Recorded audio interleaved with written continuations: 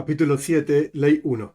Muchas costumbres acostumbraron los sabios del pueblo de Israel en las comidas y todas son buenos modales. Paréntesis, por supuesto no está en el texto del Rambam. Cada comunidad tiene sus costumbres al respecto de buenos modales. El Rambam transcribe acá los buenos modales que el Talmud menciona, etc. Cerramos paréntesis. Y estos son los buenos modales. Cuando se ingresa a la seuda, a la comida, el más grande, el más importante, se lava las manos primero y después ingresan el resto y se recuestan. Antiguamente comían recostados hacia la izquierda, etc. El más importante se recuesta primero y luego por debajo de él, así está el texto del Rambam, se recuesta el segundo. Por debajo de él, ¿qué significa? La primera persona se recuesta hacia la izquierda y está como acostado, y el segundo está su cabeza cerca de los pies del primero, de manera tal que el primero puede hablar directamente con el segundo, no necesita moverse ni nada por el estilo. Hoy en día, por supuesto, nos sentamos en una mesa y esto es diferente. Si había 3 camas, por supuesto camas porque se recostaba, el más grande se recuesta primero, el segundo se recuesta a la cabeza del primero y el tercero se recuesta por debajo del primero a sus pies.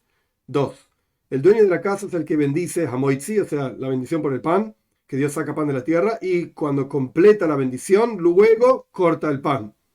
Y el visitante es el que bendice la bendición después de las comidas, de manera tal que pueda bendecir al dueño de la casa. Si todos eran dueños de casa, entonces el más importante es el que corta el pan, y él también es el que dice la bendición después de las comidas. 3.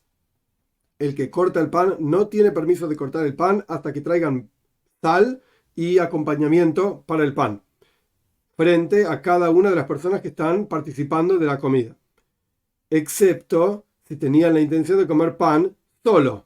Paréntesis, no está en el texto del Rambam, el Shulchan Aruch mismo explica que sal de cualquier manera hay que traer, porque la mesa de la persona es como si fuese un mizbeach, un altar, y todas las ofrendas tenían que tener sal, y la comida es como una ofrenda.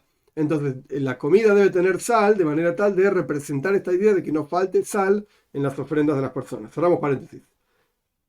Y no corta, cuando la persona que corta el pan no corta ni una porción muy pequeña, porque parece como una persona mezquina, y tampoco corta una porción muy grande, más de un kebeitza, que son aproximadamente 50 y pico de gramos, porque parece como un glutón. Sin embargo, en Shabbat, en el séptimo día, puede cortar una porción más grande, porque por cuanto no lo hace durante la semana, cuando lo hace un día es por el honor al día, y no debe cortar sino del lugar en donde el pan se horneó bien. 4. La mejor forma de cumplir el precepto, la mitzvah, de cortar el pan es cuando uno corta un pan entero, que el pan estaba entero antes de cortarlo. Si había un pan entero que es de cebada y un pan que es un pedazo de pan, una parte del pan nada más, no está entero, pero es de trigo, entonces la persona pone el pedazo de pan de trigo por debajo, digamos, de la hogaza de pan de cebada, que se considera que el pan de trigo es mucho mejor que el pan de cebada, pero el pan de cebada está entero y el pan de trigo es una parte nada más del pan. Entonces se pone las dos juntas, una arriba de la otra, la entera arriba y la parte abajo, y utiliza ambas para decir la bendición y cortarlas, de manera tal de que corte de ambos tipos de panes, el pan de trigo y el pan completo. En Shabbat y en Yom Tov, en los días festivos, la persona debe cortar 2 panes y ambos tienen que estar enteros. Esto lo agrego yo, no está en el texto del Rambam, pero ya explicó que la mejor forma de hacerlo es cuando el pan está entero. Y debe tomar los dos panes en la mano y cortar uno de ellos. Esto de los 2 panes es en recuerdo del man. El maná que caía en el desierto no solía caer los sábados y Yom Tov, Shabbat y Yom Tov, entonces caía el viernes una doble porción, entonces hay 2 panes en recuerdo de ese man. 5. El que corta le tiene que dar una porción a cada uno de los invitados, a cada una de las personas que están en la mesa, y el otro toma su porción con su mano. Y el que corta no le da la porción en la mano específicamente de la otra persona, excepto si era un doliente, alguien que está de duelo. Ahí se le daba la mano. Y el que corta es el que extiende la mano para tomar el pan antes y comer. O sea, una cosa es cortar el pan y repartirlo, y la otra es, en la práctica, comerlo. Quien corta el pan es el primero que come el pan. Los que están reunidos en la mesa no tienen permiso de probar la comida hasta que pruebe quien bendijo. Y el que corta no tiene permiso de probar el pan, en este caso, la comida, el pan, etc., hasta que terminen de decir las otras personas, amén, por lo menos la mayoría de los que están reunidos en la mesa o recostados en la época de la Mishnah, de la Gemara, etc. Y si la persona que recorta el pan quiere rendir honor a su maestro o a alguna persona que es mayor que él, más importante en sabiduría, le puede dejar extender su mano antes que él para que el otro coma primero. 6. Si hay dos personas comiendo, uno tiene que esperar al otro en la bandeja. Es decir, si uno por alguna razón dejó de comer para cortar pan o para beber agua, etc., el otro tiene que interrumpir también su comida. Si hay 3, entonces no es necesario que esperen unos a otros. Si 2 pararon de comer, el tercero tiene que interrumpir también. Si uno paró de comer, los otros 2 no están obligados a interrumpir su comida por él, sino que continúan comiendo hasta que terminan. No se conversa en una comida, de manera tal que la persona no se ponga en peligro. El peligro, el Talmud explica, es Yaktin Kan el Veshet. Tenemos el esófago y la tráquea. Obviamente la comida va en el esófago y el aire va en la tráquea, pero si la persona se pone a hablar, puede ser que la comida termine yendo a la tráquea y esto es peligroso. Por esto, si viene vino dentro de la comida, cada persona bendice para sí mismo. Porque si uno bendice y el resto tienen que responder amén en el momento en que están tragando, pueden tener peligro de vida.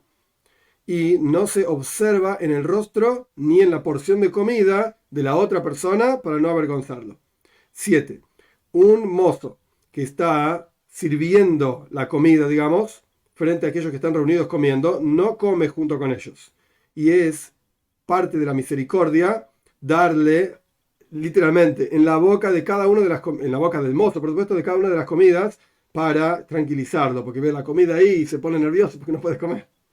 Y si le dieron vino, el mozo debe bendecir por cada copa de vino que le dan, porque su bebida no depende de sí mismo, sino de la voluntad de los demás. Es decir, cuando le dieron una copa de vino, no sabe si va a tener otra copa de vino y por lo tanto pensó en no beber más. Ahora, cuando le dan otra copa de vino, tiene que volver a decir la bendición. 8. Salió uno de los reunidos para orinar en el baño, debe lavarse una mano y volver a entrar a la comida. Si habló con otra persona, salió y habló con otra persona y tardó mucho tiempo, debe lavarse las 2 manos y volver a ingresar a la comida.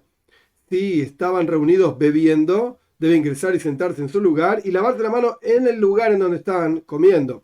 Y después puede retornar su rostro hacia el resto de los invitados y el resto de las personas, porque se lavaba las manos al costado y después volvía al resto de las personas. ¿Y por qué debe lavarse en su lugar si estaban sentados bebiendo? Porque no vaya a ser que la gente diga no se lavó las manos porque no están comiendo, sino que están bebiendo. Entonces se lava las manos en ese lugar para que la gente sepa que él se lavó las manos. 9. No se pone carne cruda sobre el pan. Y tampoco se pasa una copa llena de vino o llena de algún líquido sobre el pan. No vaya a ser que se caiga de ese líquido y el pan termine arruinándose. Y tampoco se apoya una bandeja, una olla sobre el pan. Todo esto son cuestiones para rendirle respeto al pan. Y no se tira el pan, y tampoco las porciones de pan, y tampoco las comidas que no se tiran, las comidas que no tienen cáscaras, como por ejemplo bayas o uvas o higos, porque terminan poniéndose asquerosas. Y está permitido proyectar el vino en como unos tubitos en las casas de los novios, en los casamientos. Hacían pasar el vino por diferentes tubitos para que sea más lindo para repartir el vino y que la gente esté contenta. Y se puede tirar frente a ellos, frente a los novios, granos tostados y nueces en los días de sol. O sea que no hay lluvia y no se ponen asquerosas las comidas cuando se caen al piso. Pero no en los días de lluvia, porque se ponen asquerosas. Y tampoco se hace el lavado de las manos con vino, ni vino crudo, entre comillas, porque antiguamente el vino era muy espeso y muy fuerte y lo diluían para que sea más bebible. Entonces, ni vino crudo, ni vino tampoco diluido. De ninguna manera se puede lavarse las manos con vino. Y tampoco no se arruina ningún otro tipo de comidas ni bebidas en forma de desprecio o de rechazo. Hay que tener cuidado con la comida. 10. Está prohibido que los invitados tomen nada de lo que está frente a ellos en la comida para darle al hijo del dueño de la casa o a la hija del dueño de la casa. No vaya a ser que el dueño de la casa se avergüence en el medio de la comida, porque lo único que tiene para darles es lo que a las personas es lo que puso en la mesa. Y surge entonces que los niños se los llevaron y se van. Y no están en la mesa y ahora el dueño de casa no tiene con qué honrar a los invitados. Una persona no debe enviarle a su prójimo una vasija de vino y aceite flotando arriba del vino. No vaya a ser que en otra situación otra persona le envíe una vasija que es toda vino, que no tiene el aceite flotando, y la persona va a pensar que tiene aceite flotando, y en la práctica solamente tiene un poco de aceite y el resto de la vasija es vino, y la persona que se lo enviaron piensa que es todo aceite, va a invitar personas a su mesa y va a terminar avergonzándose. Antiguamente, ¿qué está hablando esta halajá? Antiguamente mojaban el pan en aceite y comían, y esta era la mayor parte de la comida. Entonces, si hay una vasija entera que tiene un poquito de aceite nada más, y el resto es vino, mojan el pan en el vino, y esto no es la comida. Entonces, no hay que hacer este enviado, digamos, de una vasija que tiene un poco de aceite en el vino, etc. No hay que hacer nada de esto para no avergonzar al dueño de la casa. Y todo este tipo de cuestiones que llevan a la vergüenza al dueño de la casa están prohibidos. 11. Si terminaron de comer, quitan la mesa. Esto es de vuelta. Antiguamente estaban recostados, tenían una mesita en donde apoyaban la comida, entonces se llevaban esa mesita. Hoy en día nadie quita la mesa donde están todos sentados. Simplemente que se limpia porque se terminó de comer. Entonces quitaban la mesa y se limpia el lugar en donde comieron y después se lavan las manos. No vaya a ser que hayan quedado partes de pan que tienen un tamaño de un kezais, por lo menos 28 gramos, como una oliva aproximadamente, y la gente termine caminando sobre ellas y termina lavándose las manos sobre ellas, y es una falta de respeto al pan. Pero si hay migajas de pan que no tienen un kezais, es decir, como 28 gramos, como si fuese una oliva, ahí está permitido destruirlas a propósito, digamos, con las manos. 12. Trajeron agua para lavarse las manos. Todo aquel que bendice la bendición después de las comidas, él se lava las manos primero. O sea, si la persona va a bendecir para los demás, él se lava las manos primero, de manera tal que no esté el más importante de la comida y sus manos sucias hasta que otro se lave las manos. Entonces el primero, el más importante, se lava primero. Pero el resto de las personas se lavan las manos después, uno tras el otro, y no se honra en este asunto, porque no se honra con las manos sucias. Lavate vos primero y yo me quedo con las manos sucias. Y tampoco se honra en los puentes, y tampoco se honra en los caminos, excepto en una puerta, que debería colocarse mezuzá, se puede honrar para que entre en el momento que esté entrando una persona, entonces uno se remueve y dice, entra vos primero. Pero para salir tampoco se honra, simplemente el más importante se lava las manos primero y el resto uno tras del otro. 13. Terminaron de lavarse las manos, se secaron las manos y bendicen la bendición después de las comidas. Y les traen incienso. Esto es una costumbre que solían hacer antiguamente. Aquella persona que bendice la bendición después de las comidas es el que bendice por el incienso, y todos responden amén. 14. Si había ahí vino, no es una obligación, pero si había vino, traían una copa que tiene por lo menos un revis, un 86-87 mililitros o más que esto, y traen también especias para oler un aroma rico. Entonces se toma el vino en la derecha y las especias en la izquierda, y se bendice la bendición después de las comidas, y después se bendice por el vino y después se bendice por las especias. Si las especias consistían en un aceite dulce, una especie de perfume o este tipo de cosas, entonces se lo limpia en la cabeza del mozo. No es adecuado que la persona salga al mercado después de una comida con las manos perfumadas, porque van a pensar que anduvo con mujeres, etcétera, y perfumes. Entonces la persona se lo limpiaba antes de salir. Y si el shamash, si el mozo era un sabio, entonces no corresponde ahí limpiarse en el pelo del mozo las manos, entonces se limpia las manos del perfume en una pared, de manera tal que la persona no salga perfumado al mercado. 15. A pesar de que la bendición después de las comidas no requiere vino, no es una obligación, si la persona efectivamente bendijo por el vino, como la costumbre que mencionamos en la ley anterior, antes de la bendición tiene que lavar la copa de braja, de bendición, de adentro y enjuagarlo de afuera, y después llenarlo de vino crudo, de vino puro, digamos.